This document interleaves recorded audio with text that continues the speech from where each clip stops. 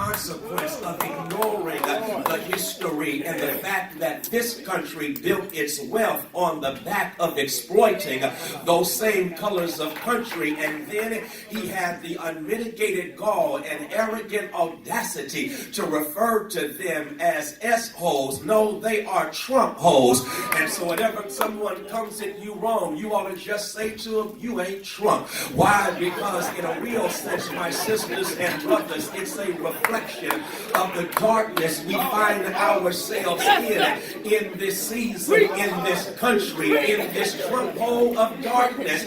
I want to suggest that the darkness is prime time for a preview of coming attractions. I like that because in a real sense, I'm suggesting that God allows the darkness to set in. What did Dr. King say? Only when it's dark enough can you see the stars. Harriet Tubman led our people from enslavement to emancipation because she followed the North Star. But we all know you could not see the North Star until it had become dark. God has a way, my brothers and sisters, of allowing things to get dark in order for us to see the stars, to catch a fresh vision, a preview of coming attractions. Is that not what 1,000 Churches Connected is all about? It's about a creative prophetic visionary named Jesse Lewis Jackson, who has picked up the mantle of the drum major for Justice Martin King,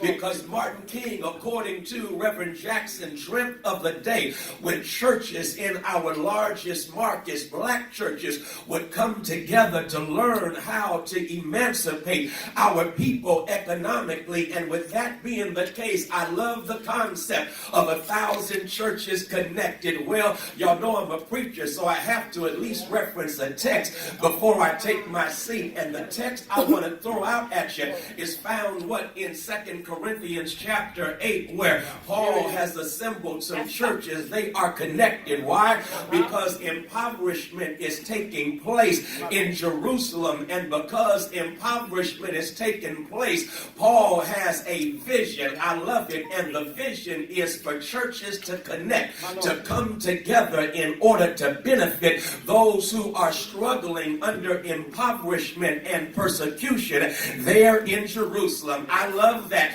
because is that not what 1,000 churches is all about?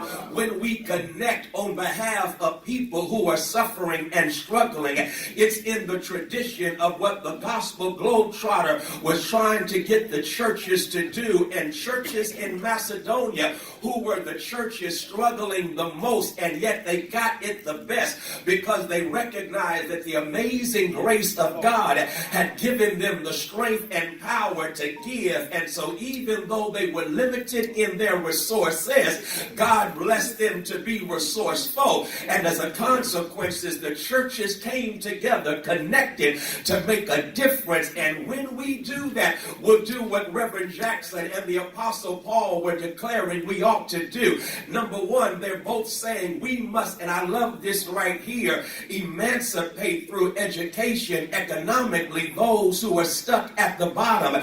You see, again, knowledge unfits one for enslavement. If you don't know how the game is played, you can stand at the plate, hit the ball out of the park, but if you run to third base first, baby Baba, you're out. And in a real sense, what's happening in too many instances in our community is that we know how to hit a home run, but instead of rounding the bases correctly, we buy things we don't need with money we ain't got to impress people who ain't thinking about us. And as long as you buy what you want and beg for what you need, you're hitting the ball out of the park, but you're running in the wrong direction. And that's why 1,000 Churches Connected ought to be, I love this, economic education centers, where if you really want to talk about stewardship, you recognize that stewardship is not limited with bringing the whole tithe into God's storehouse, but stewardship teaches us how to handle the 90% that we still have left. And when our churches connect with that kind of education and become education economic centers for our community, then my sisters and brothers, we will be that light in the darkness we find ourselves in. I'm not even done, because not only does Paul Paul and Reverend Jackson talk about economic education, but they recognize there's a need for economic justice. You see, if you have economic education, but you don't deal with the structures of economic injustice and take a stand against injustice, then you can educate yourself to doing well for yourself, and you'll become, I love it, Tupac's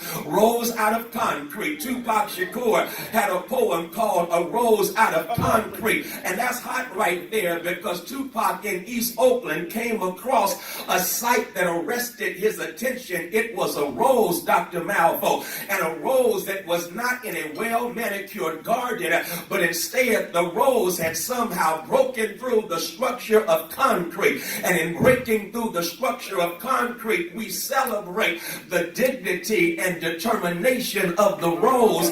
The rose needs to get a shout out, but my concern is not just about the one rose that broke through. I'm concerned about the other seeds that were precluded from breaking through because of the concrete structure. Y'all missing your shout right there. The shout is it's important for us to not only individually encourage and emancipate people, but we've got to confront economic structures of injustice on Wall Street where they are crushing the needy on Martin King Boulevard. Preach, Freddie Haynes, I just did. I'm simply trying to say we've got to recognize America has been built as a nation on the backs of people of color, especially those who were snatched from Africa's west coast, and then we built this nation for free. And while we were building the nation for free, policies were passed in the structure of America in order to enhance and enrich those who are white males. Y'all not getting this. And so when you look at the Homestead Act and the Social Security Act, when you look at the housing acts, and you'll discover that from the 30s to the 60s alone in the last century, that they had FHA loans that only went to white people, and they were not, and they excluded blacks, and that went for what? 4 decades. That went down, and of course that extended the wealth gap on top of what? 250 years of slavery, 100 years of legalized racism and discrimination. All of that is a part of a structure. Y'all not getting it. I'll help you. When I first moved into my apartment, Dr. Perkins, I won't forget it because my first apartment, it tripped me out. I moved in and I was able to get this dresser drawer with a window. Check out what happened. I knew I could get it together because I had a degree. And so my degree let me put the pieces together. But by the time the dresser drawer was erect, check out what happened. I put the mirror on top of the drawer where it was supposed to be. But I looked there at the side on the floor, and there were other pieces that were missing that were not a part of the structure. I'm tripping because the dresser drawer is up, the mirror is up, but there are bolts there, and there are nails there, and there are screws there, and a couple of pieces of wood. I don't know where they belong, but then I looked at the mirror, and the mirror was tilted. It let me know, here it is, as I looked in the mirror, and at the missing pieces that were not a part of the structure, that the structure had left out the important pieces, and if the pieces were not put into the structure, then sadly the structure was going to continue to tilt. America is tilting today. And the reason America is tilting is because we've been left out of the structure for far too long. It's time for us to rise up if we are going to commemorate the martyrdom of the drum major for justice April 4th of this year. You better make sure you pick up where he left off. He didn't leave off dreaming. He left off fighting the nightmare of economic injustice and structural inequality in this country. The structure is tilted. Now I might as well tell you what happened. How did I fix that structure? I could not just put those items on top of the dresser drawer. No, Janet, you know what I had to do? I had to dismantle the whole structure and rebuild that structure again. And Rainbow Push is saying through the Wall Street Project, we're not going to let you just put the items on top of the dresser. We're going to dismantle the structure and rebuild build it again until all of us are included. And when we do that, it will because as prophetic witnesses. And that's what preaching should be. When you preach the gospel, don't forget a text out of context is a pretext that cons people. I got that from Reverend, studying at his university. And whatever else I've discovered, when you read the Bible occurs according to the biblical scholar Jerome Ross in a context of oppression. Every audience in scripture receives the message in a context of Egyptian oppression, Roman oppression, Babylonian, Assyrian, Greek, all of them in a context of oppression. Now, how you gonna preach the Bible and not deal with oppression as the context when you preach the whole Bible? You recognize that the whole Bible is addressed to God's people from the bottom up and not from the top down. And when we preach prophetically, we address the structures of injustice. I'll quit with this because when we do it best together. We do it best connected. I guess I'll shout you with this. Our power is in connection. Okay? We are disempowered when we are disconnected.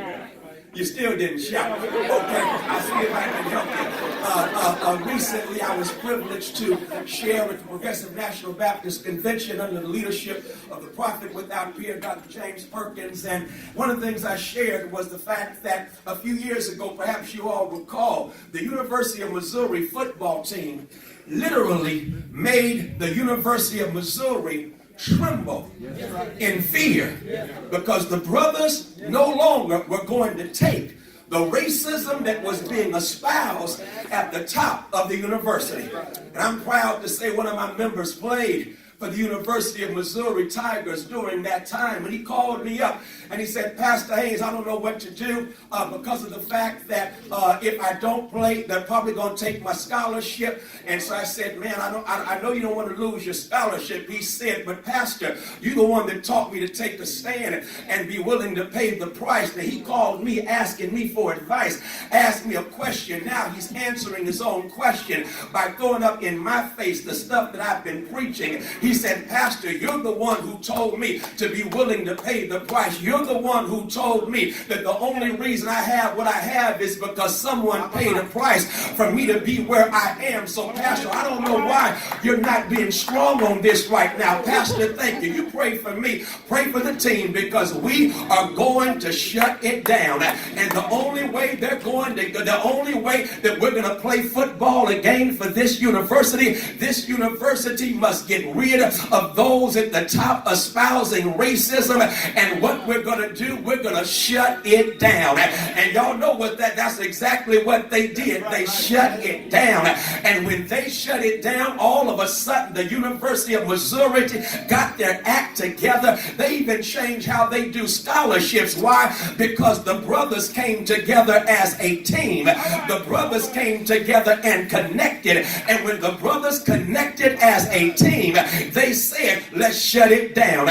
We've gathered here, and I'm simply trying to say, in the largest markets in this nation, Reverend Jackson says black churches need to come together. And if black churches come together like Mizzou's football team, we can say to local city halls, we can say to state capitals, we can say to the Trump hole in Washington, we about to shut it down. And so will you join with me and let's shut this thing down. Shut it down until justice rolls down like waters and righteousness like an ever-flowing stream.